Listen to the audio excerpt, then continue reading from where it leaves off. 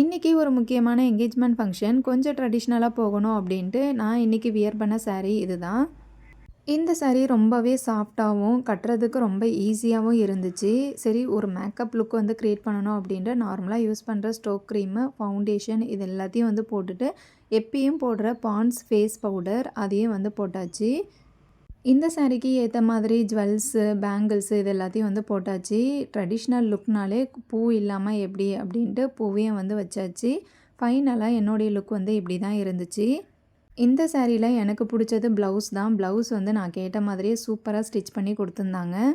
இந்த ஃபங்க்ஷன் வேறு யாருக்கும் இல்லை, எங்கள் அண்ணியோட தம்பிக்கு தான் என்கேஜ்மெண்ட்டு. நல்லபடியாக மண்டபம் போய் ரீச் ஆகிட்டு நலுங்கெல்லாம் வச்சுட்டு அதுக்கப்புறம் சாப்பிட உட்காந்துட்டோம். சாப்பிட்டு முடிச்சதுக்கப்புறம் ஃபேமிலியாக கொஞ்சம் நேரம் சேர் போட்டு உட்காந்து ஜாலியாக பேசிகிட்டு இருந்தோம். இந்த மாதிரி ஃபங்க்ஷன்லாம் வந்தால் தான் எல்லோரும் ஒன்றா மீட் பண்ணுற மாதிரி இருக்குது. அதுக்கப்புறம் ஃபங்க்ஷன்லாம் முடிச்சுட்டு எல்லாருக்கிட்டேயும் சொல்லிவிட்டு நாங்கள் வீட்டுக்கு வந்து கிளம்பிட்டோம்.